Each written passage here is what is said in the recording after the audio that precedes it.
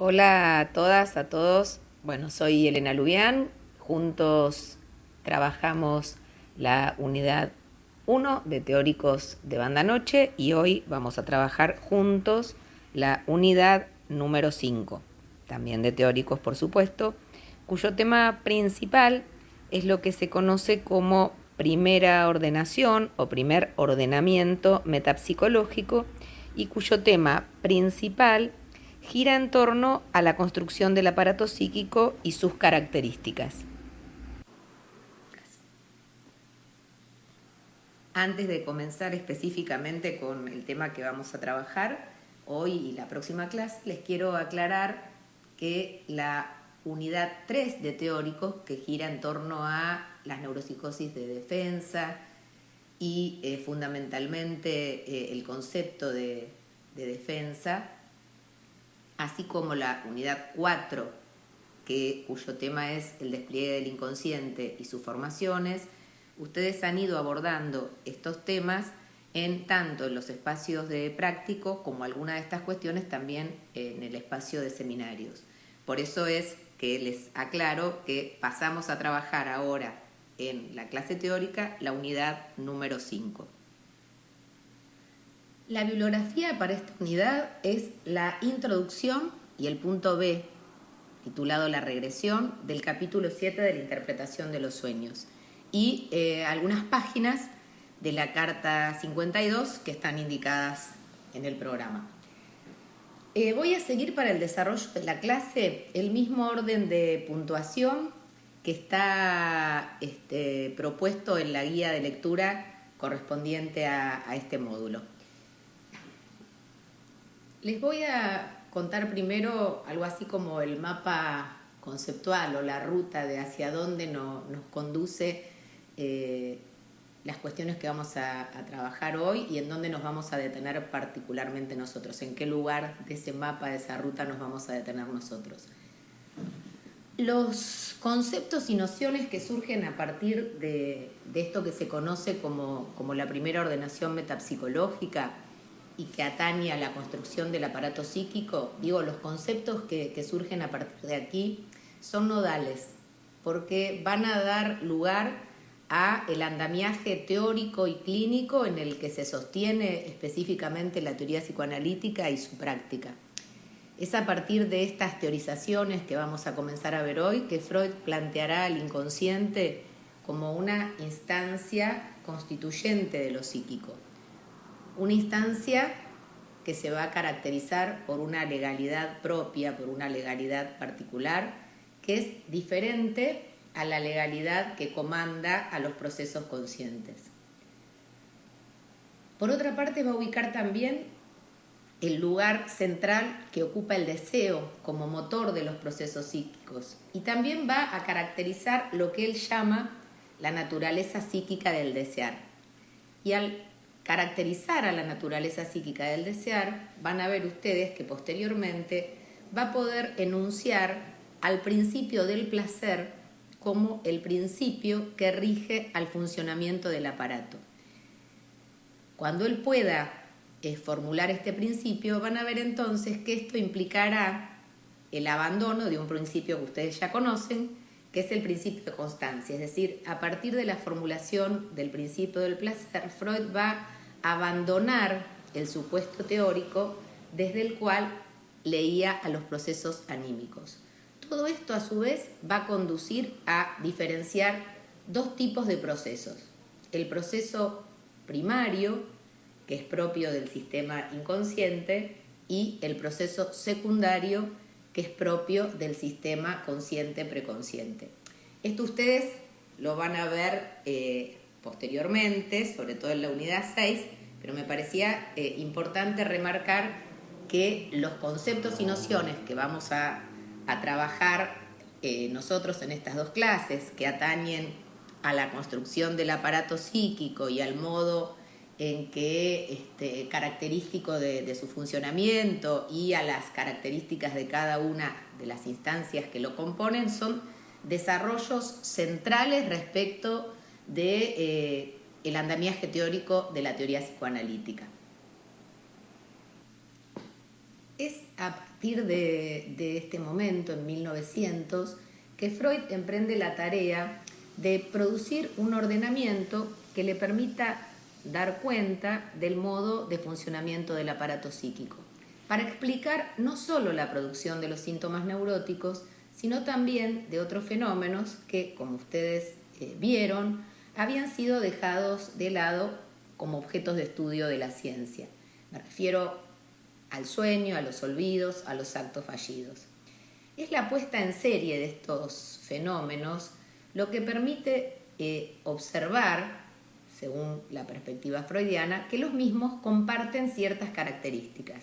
No pueden ser atribuidos a la intención consciente del sujeto, implican un decir o un hacer que indica un punto de fracaso respecto de la voluntad consciente y además comparten que introducen la dimensión del enigma. Como ustedes han venido viendo en los distintos espacios, para Freud estos fenómenos tienen un sentido y responden a una legalidad que los vuelve abordables no solo a través de la teoría, sino también por la práctica psicoanalítica. ¿Por qué? Porque en ellos, lo que vamos a ver, ustedes ya lo vienen viendo, es que en todos estos fenómenos se deja oír algo que atañe al sujeto y a su deseo. En el capítulo 7 de la interpretación de los sueños vamos a ver que Freud se aboca fundamentalmente, partiendo del sueño, a teorizar acerca de cómo está construido, de cómo funciona un aparato que produce fenómenos como los que hemos mencionado. Y lo que él recalca en la introducción es que es a partir de las inferencias que se desprenden de la lógica que rige a estos fenómenos que él podrá postular lo que se conoce como esta primera ordenación metapsicológica.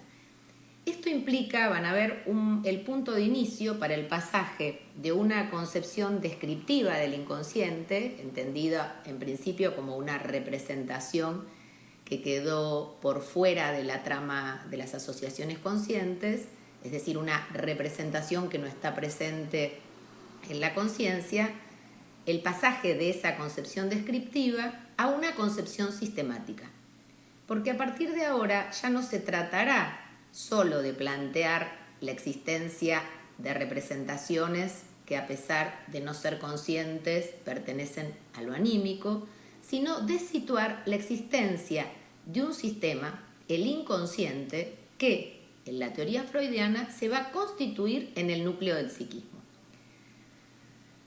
En la introducción del capítulo 7, Freud nos dice lo siguiente: tropezamos con la imposibilidad de esclarecer el sueño como hecho psíquico, pues explicar significa reconducir a lo conocido. ¿Y qué es lo que nos marca Freud y señala? Dice, bueno, pero hasta ahora no existe ningún conocimiento psicológico al que podamos recurrir para explicar lo que hemos descubierto a partir del examen de los sueños y de las otras formaciones del inconsciente. Y agrega, por eso nos veremos precisados a estatuir, es decir, a crear, a generar una serie de nuevos supuestos que a través de conjeturas e inferencias nos permitan armar, dar cuenta del edificio del aparato psíquico y del juego de las fuerzas que actúan en el aparato psíquico. Es decir, lo que él nos está contando, ubicando, relatando, es que debe producir teorizaciones y conceptos que nos permitan comprender y poder abordar estos fenómenos que han concitado su atención.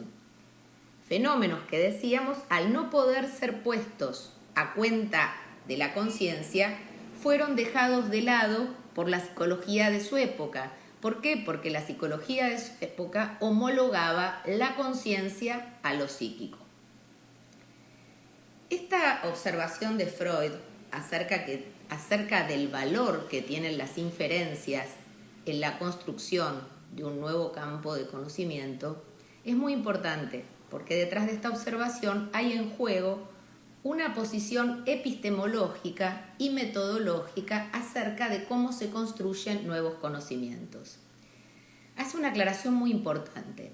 Nos dice que no puede obtenerse, o al menos no puede fundamentarse, una inferencia acerca de la construcción y del modo de trabajo del instrumento anímico por medio solamente de la indagación del sueño o de cualquier otra operación tomada aisladamente.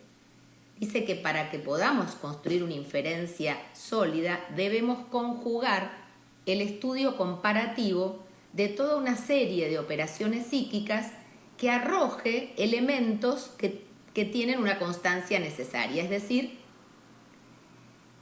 fenómenos que comparten algún rasgo en común. Por eso él va a tomar el modelo del soñar en el capítulo 7, pero a su vez sabemos que el sueño está en relación con estos otros fenómenos que forman parte de las formaciones del inconsciente, es decir, los síntomas, los actos fallidos, los olvidos y los chistes.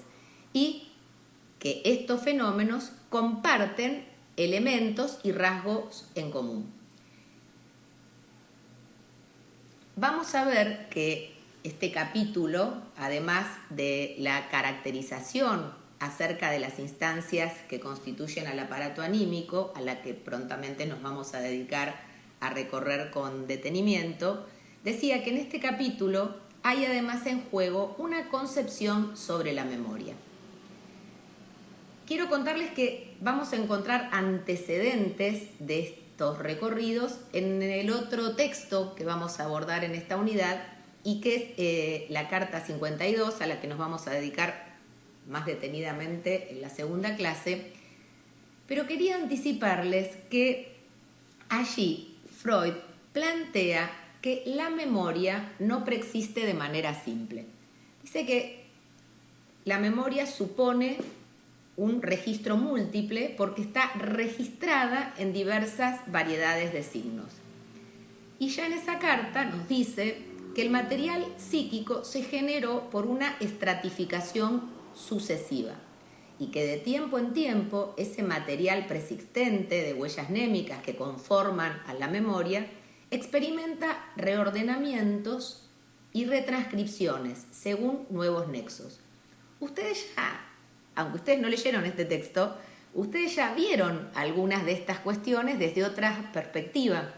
Cuando vieron cómo Freud plantea la estratificación del material psíquico en el historial de Elizabeth. Después vamos a volver a estas cuestiones, pero la carta 52 anticipa a su vez dos conceptos centrales.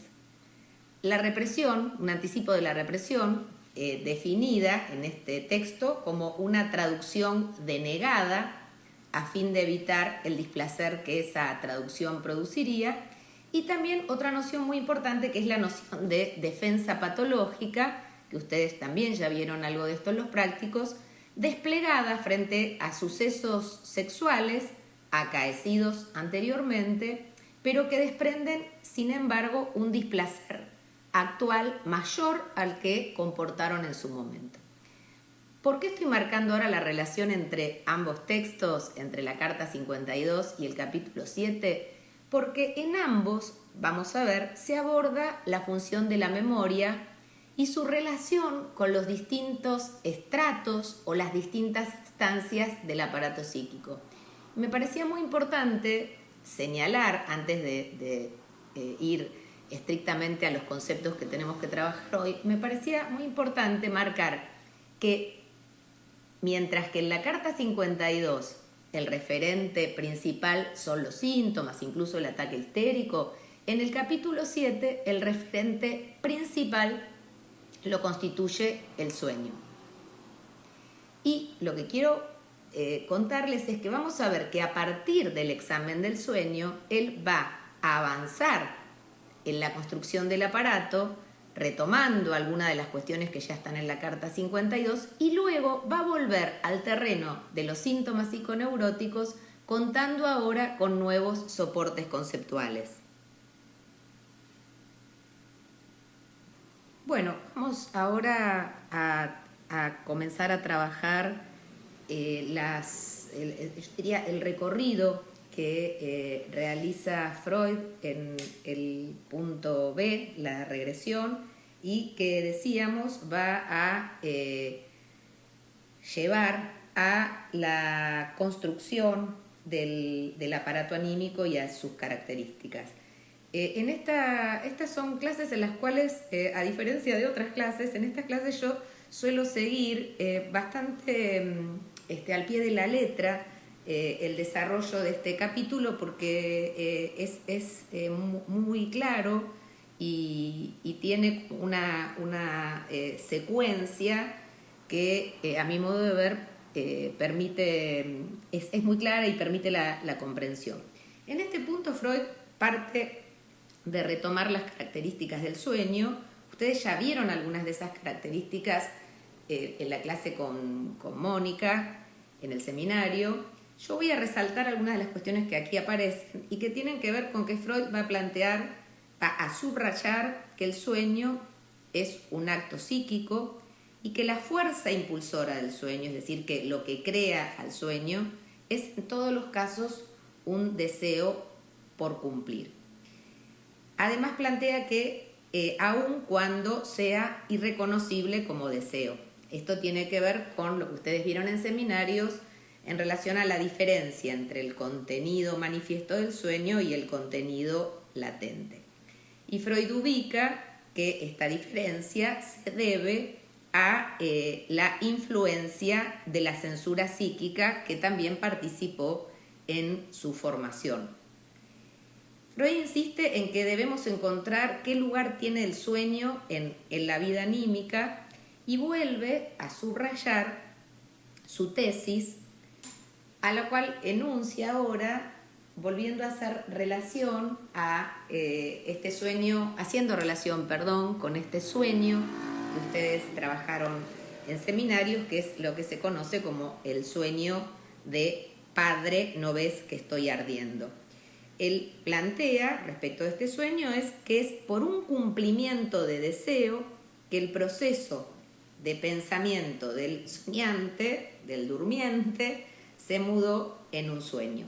Después vamos a volver a este sueño, pero queda muy claro que para Freud, él dice un pensamiento deseado, ¿sí? Se transpone, se figura en el sueño a través de una escena. Y esa escena, además, trae aparejado que esa situación es vivida como una situación presente. Entonces, él va a remarcar las características principales del sueño en relación a esta transposición donde una representación no se piensa, sino que se transpone, se muda en imágenes a las que le damos crédito y a las que además creemos vivenciar. Ubica además que en ese sentido el presente es el tiempo en que el deseo se figura en el sueño como cumplido. Quiero remarcar entonces que se trata de pensamientos, de representaciones, dice Freud, que no se piensan, sino que se mudan directamente en imágenes sensoriales a las que les damos crédito. Y le damos tanto crédito a estas imágenes, que voy a poner un ejemplo, muchas veces ocurre en relación a alguno de esos sueños que uno tiene lindos, maravillosos, que al despertar tiene la sensación de lamentar que eso que parecía tan real en el sueño y nos resultaba tan placentero haya sido solo un sueño. Podemos poner el ejemplo contrario. En otras ocasiones nos encontramos con sueños en los que lo pasamos muy mal y al despertar lo que se produce es lo contrario, es el alivio de eso que soñamos de un modo tan intenso, tan fuerte, tan real, sea solo un sueño. Es muy importante ubicar aquí esta transposición en una imagen sensorial a la que le damos crédito y que nos lleva a una escena que creemos realmente estar vivenciando. Esta particularidad de darle crédito a esa imagen sensorial, Freud plantea que la podemos nombrar como el carácter alucinatorio.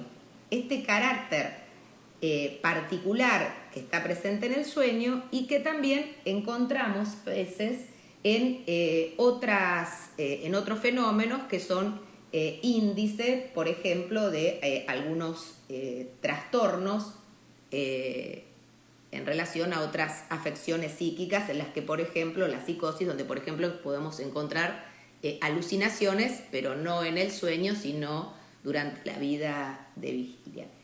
Este carácter alucinatorio del sueño, esto que Freud llama carácter alucinatorio del sueño y que, insisto, tiene que ver con esta transposición de representaciones en imágenes que dan lugar a una escena que vivenciamos como real, es la base de todo lo que luego Freud va a ubicar en relación a cómo funciona el aparato anímico, cuáles son sus características, cuál es su dirección, etc. Se sirve aquí de una mención a una frase de un filósofo, psicofísico, fisiólogo, antecesor de Freud, que murió a fines del siglo XIX, donde lo que él planteaba Fechner planteaba que el escenario de los sueños es otro que el de la vida de representaciones de la vigilia. El escenario de los sueños transcurre en una escena distinta a la escena de la vigilia cotidiana. Bueno, vamos a ver cómo a partir de esta idea de un otro escenario, Freud va a plantear la noción de localidad psíquica para poder dar cuenta de cómo está constituido el aparato psíquico.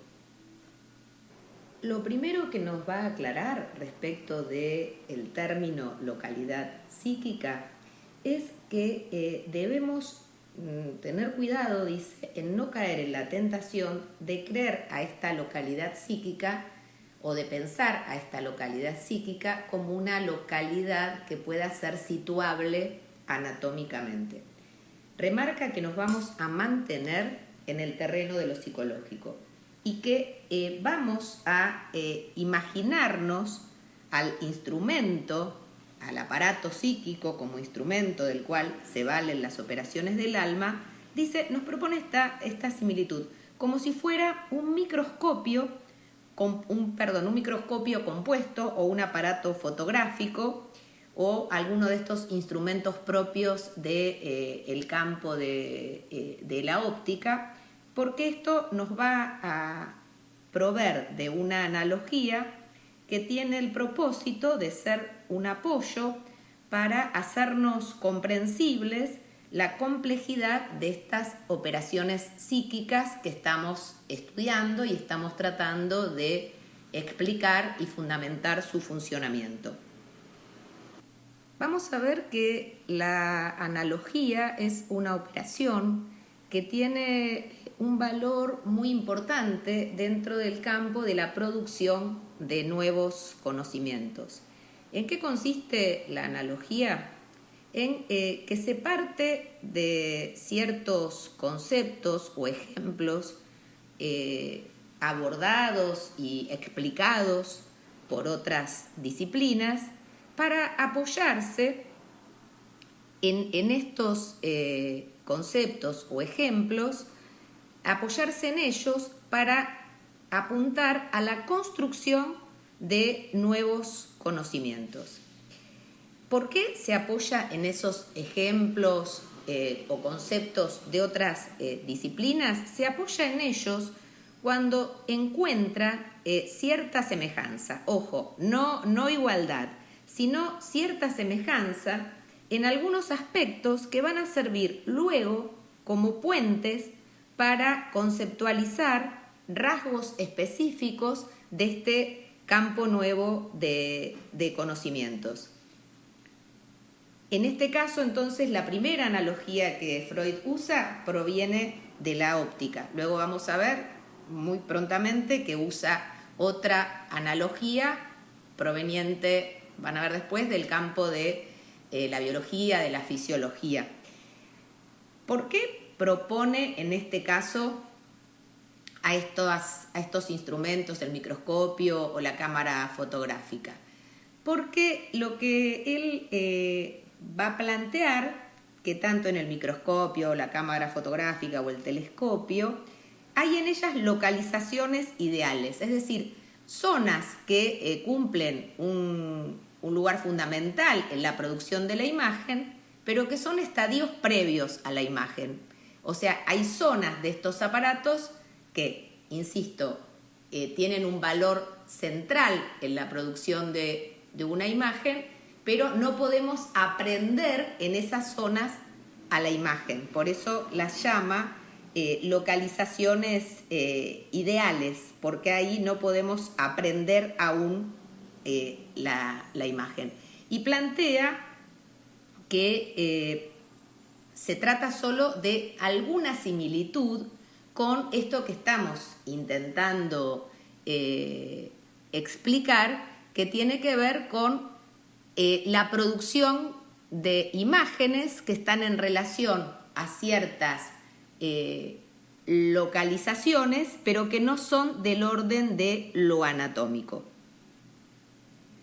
Lo que va a resaltar luego, entonces, es que vamos a pensar al aparato psíquico como un instrumento compuesto a cuyos elementos vamos a llamar instancias, o también podemos llamarlas, dice para una mayor claridad, sistemas. Y remarca que no necesitamos suponer un ordenamiento realmente espacial de estos sistemas y que nos basta con saber que ha quedado establecida, dice, una secuencia fija entre ellos. Es decir, que hay que a raíz de ciertos procesos psíquicos los sistemas sean recorridos por la excitación dentro de una determinada serie temporal. Es decir, está planteando ahora fundamentalmente la importancia que tiene el ordenamiento temporal en relación a el funcionamiento del aparato psíquico. Pero nos aclara que esta serie puede experimentar cierta alteración en determinados procesos que luego vamos a ver. Va a marcar como una de las características básicas la dirección que tiene este aparato. Plantea que toda nuestra actividad psíquica parte de estímulos que provienen ya sea del interior o del exterior. Dice, y estos estímulos terminan luego en la producción de inervaciones. Otra palabra que podemos usar es, estos estímulos pueden ser tramitados luego a partir de acciones motrices.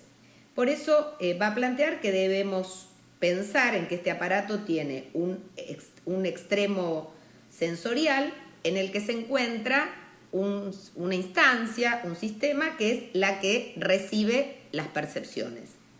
Y por el otro lado, este aparato tiene un extremo motor que es el que le abre las puertas a la motilidad, el que permite o el que deriva estos estímulos en una acción motriz.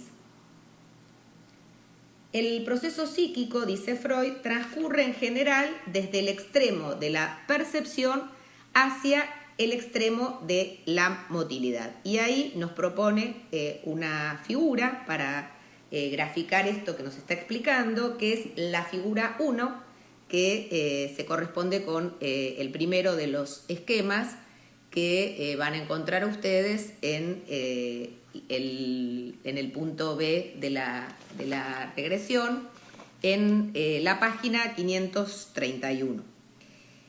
Nos dice luego y acá usa la segunda analogía, que el aparato psíquico ha de estar construido como un aparato de reflejos. Y dice que el proceso del arco reflejo es el modelo de toda la operación psíquica. Tenemos que detenernos un segundo, porque luego de decir esto, todos los desarrollos posteriores van a marcar la ruptura que se produce entre el modo de un funcionamiento del arco reflejo, del aparato reflejo, y el aparato psíquico. Voy a retomar ahora algunas cuestiones que seguramente por ahí ustedes, cuando yo se las mencione, les pueden llegar a hacer recordar o a evocar algunas de las cuestiones que ustedes vieron en la materia psicología en CBC.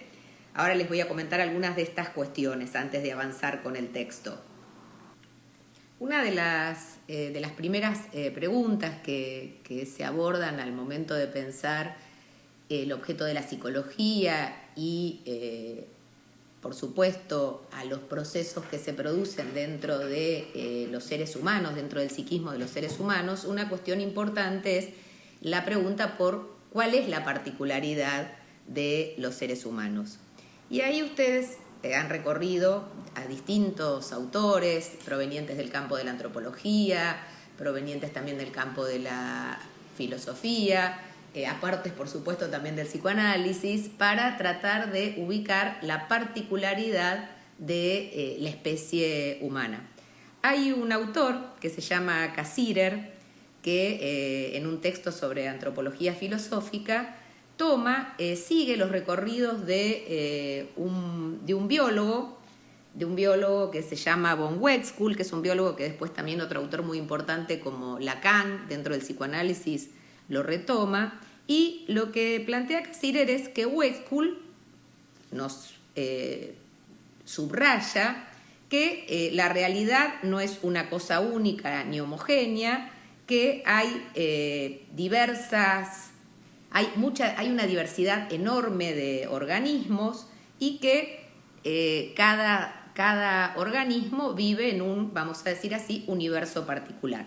Pero, sin embargo, dentro del mundo biológico, que es aquello que interroga von Uexküll, va a decir que en todos los seres vivientes, en cada organismo, dentro de los seres vivos, encontramos que todos los organismos poseen determinada estructura anatómica propia de cada una de las especies, propia y única para cada una de las diversas especies que hay dentro de los seres vivos, pero que lo que encontramos como rasgo en común en todas las especies es que todos los seres vivientes poseen un sistema receptor y un determinado sistema al que llama efector. Y plantea que ningún organismo podría sobrevivir sin la cooperación y equilibrio de estos dos sistemas. El sistema receptor, que se corresponde con lo que Freud plantea en relación al extremo de la percepción, es el sistema por el cual cada especie biológica recibe estímulos externos. Y el sistema efector, que en el esquema de Freud correspondería con el polo de la motilidad, el polo motriz, es el sistema que permite reaccionar ante las modificaciones que introducen esos estímulos en el ser vivo, y que la acción de ambos sistemas están encadenados, ¿sí? Ahora bien, lo que nos va a proponer Cassirer es ubicar cuál es la particularidad de los seres humanos, que si bien, obviamente, y Freud lo retoma, poseemos un sistema a partir del cual recibimos los estímulos, el sistema que Freud llama este extremo perceptivo, ¿sí? Entre el sistema receptor o perceptivo y el sistema efector o motriz, vamos a ubicar que en los seres humanos hallamos un eslabón intermedio. A ese eslabón intermedio Cassirer lo llama sistema simbólico. Y este sistema simbólico, este eslabón intermedio entre ambos polos, va a producir, va a transformar totalmente, dice Cassirer, la totalidad de la vida humana. Bueno, esto que ustedes recorrieron seguramente entonces respecto de la particularidad de los seres humanos, Freud va a abordar esta cuestión para ubicar lo particular que ocurre en el aparato psíquico de los seres humanos, que es que de las percepciones que llegan a nosotros, en nuestro aparato psíquico queda una huella, es decir, una marca, un registro de ese estímulo, una marca que Freud va a plantear como permanente. Es decir, va a decir que esta huella, lo dice en estos términos, implica una alteración permanente sobrevenida en uno de los elementos de los sistemas. Es decir, queda una marca, queda una inscripción de ese estímulo en el aparato. Aclaro que tanto Cassirer, que es un filósofo y sociólogo, como von Wexkull, biólogo y también se lo considera de alguna manera filósofo, son contemporáneos de Freud, es decir, viven aproximadamente en la misma época. Bueno, ahora vamos a ir específicamente a continuar en la propuesta de Freud de cómo debemos concebir a este aparato psíquico. ¿Qué decimos? Partió de hacer una analogía con el modelo del arco reflejo, estímulo y respuesta motriz, ahora a ubicar que de las percepciones en el aparato psíquico, decíamos, queda una huella. A esa huella, reitero, la llama huella anémica y remarco, a la función atinente a esa huella la llamamos memoria. Plantea entonces, decíamos que el sistema delantero es el que recibe los estímulos perceptivos y ahí agrega algo muy importante, pero nada conserva de ellos.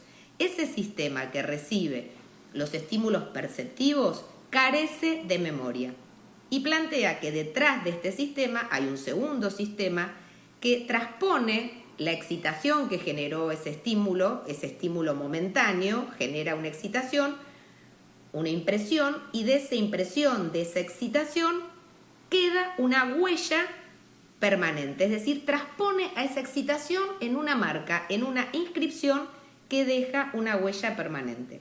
Propone entonces un segundo esquema que está en la página 532 del tomo 5 del texto Interpretación de los Sueños, ¿sí?, donde va a ubicar ahora un nuevo gráfico en donde va a intentar fundamentar que percepción y memoria se excluyen. Es decir, va a insistir con que el sistema a partir del cual se captan las percepciones no es el sistema en el cual se inscribe la marca, el registro que de esas percepciones han quedado. Porque de alguna manera sería imposible que este sistema P, que es el que tiene que estar abierto a recibir nuevos estímulos, nuevas impresiones y por lo tanto nueva excitación ligada a esas percepciones, pueda ser el mismo sistema en el cual se inscribe duraderamente la marca que dejó esa percepción. En ese sentido creo que por ahí podríamos tomar nosotros ahora como analogía para tener alguna intuición de esto que nos plantea Freud, podríamos usar la cámara digital o lo que nos permiten los dispositivos, lo que nos permite el teléfono celular, donde queda claro que la aplicación que nos permite tomar la fotografía no es la misma aplicación donde se guarda esa imagen. Podemos incluso servirnos un poquito más de esta cuestión porque vamos a ver que luego hay la aplicación donde se guardan las fotos no nos permite ver todas a la vez. Hay cierta selección de cuáles son aquellas huellas, aquellas fotografías que son motivo de atención y a las que podemos actualizar y ver. Ahora después voy a retomar para qué nos sirve esta analogía. Pero bueno, tomé el símil con el teléfono celular para tratar de afianzar esta idea de Freud que el sistema por el cual capto las percepciones no es el mismo sistema en donde se inscribe la marca que dejó esas percepciones. Va a dar un paso más y va a plantear que las marcas que dejaron estas percepciones, las huellas némicas de estas percepciones, se enlazan en la memoria siguiendo ciertas leyes. A este modo de enlace de las percepciones, Freud lo va a llamar asociación, es decir, cómo se enlazan, a través de qué tipo de asociación se enlaza una huella con otra.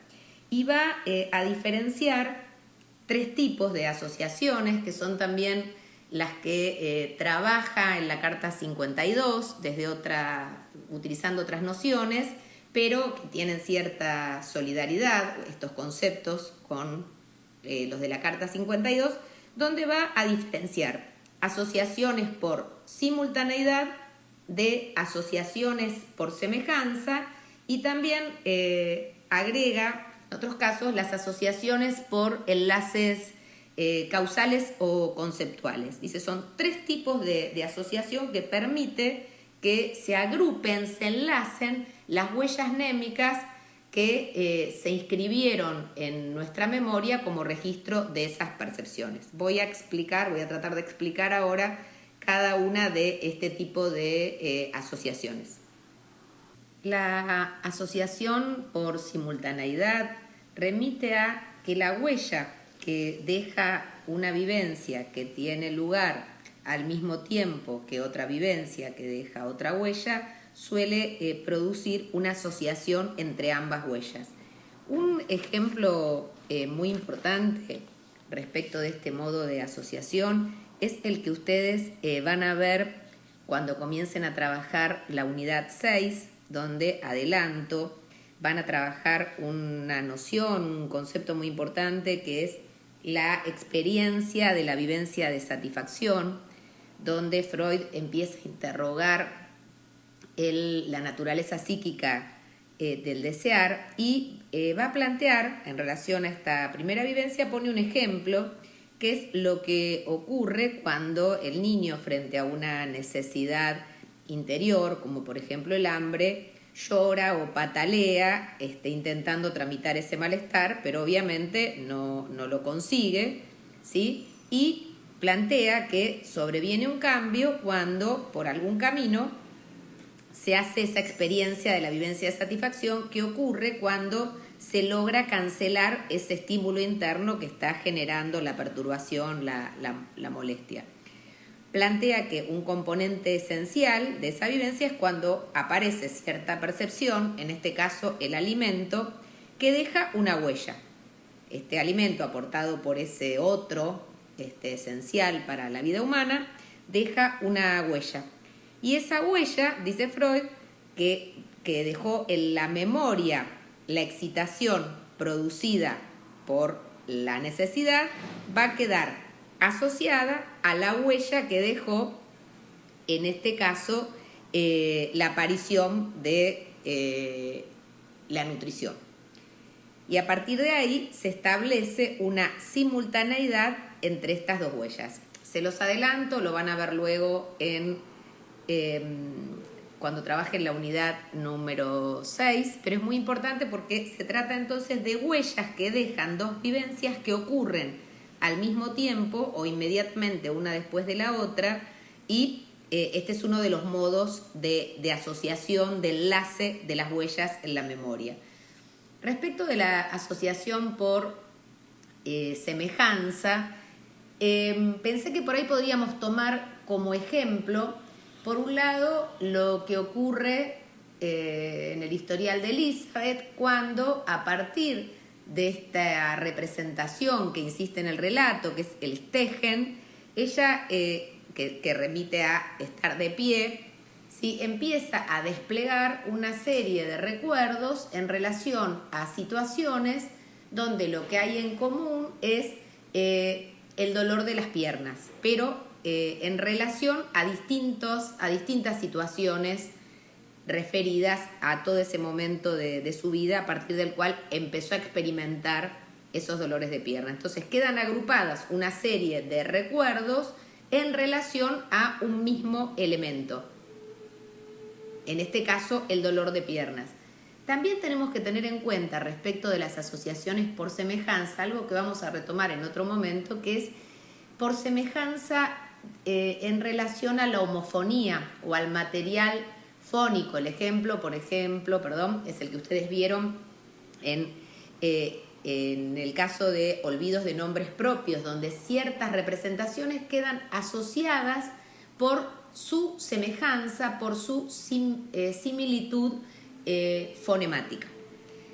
Otro tipo de asociación es la que Freud nombra por enlace causal o enlace conceptual. Pensé que aquí podemos tomar como ejemplo lo que se produce en el historial de Elizabeth cuando se logra restablecer la conexión entre el efecto que produce la soledad en Elizabeth y donde recién a partir de las intervenciones de Freud hay un cambio respecto del dolor en las piernas, que aludía a esta representación stegen, a lo que da lugar a poder ubicar el valor simbólico del síntoma, donde lo que está en juego remite no a un dolor corporal, sino a un dolor psíquico frente a una expresión que en alemán combina este stegen con otra palabra y da lugar al stegen, que remite ahora a la soledad. Ahora, es interesante que en el caso de Elizabeth,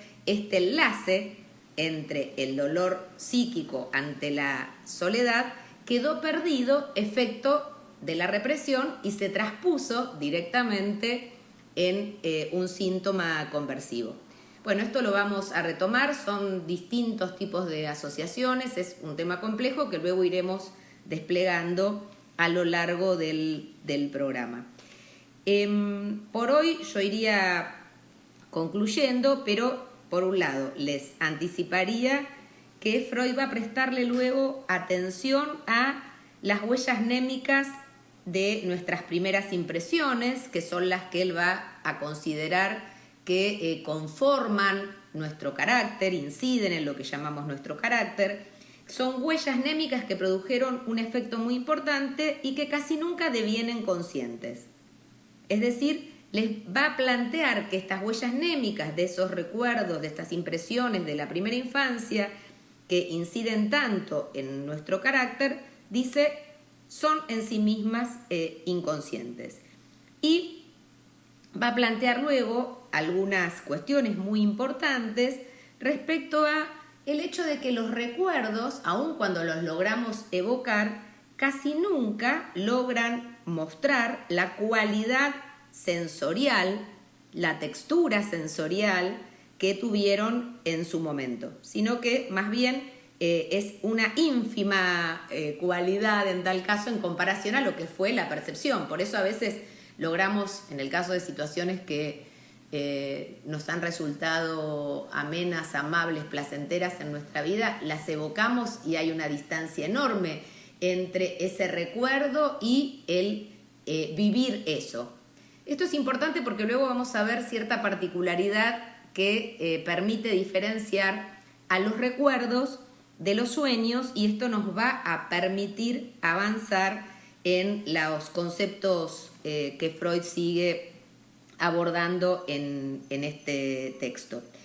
Adelanto también que Freud va a volver luego a abordar el tema de los sueños y va a tomar un concepto que trabajó en relación a los sueños, que es el concepto de censura, ligado a la idea de una instancia criticadora. A partir de estos recorridos, adelanto que va a plantear dos sistemas, yo lo prefiero decir así, dos sistemas y tres instancias. El sistema inconsciente, ¿sí?, compuesto por la instancia inconsciente, y el sistema consciente-preconsciente, en el que podemos diferenciar dos instancias, preconsciente y conciencia. Bueno, la clase que viene vamos a abocarnos a trabajar estos conceptos. Vamos a terminar de trabajar este recorrido del capítulo 7 y vamos a hacer algunas articulaciones con la carta 52. Ahora, a modo de síntesis, entonces remarco cuáles fueron las cuestiones centrales que abordamos en esta clase. Vimos cómo Freud considera importante lograr explicar cómo está construido y cómo funciona un aparato psíquico que produce fenómenos tales como el sueño y el resto de las formaciones del inconsciente a los cuales él presta su atención.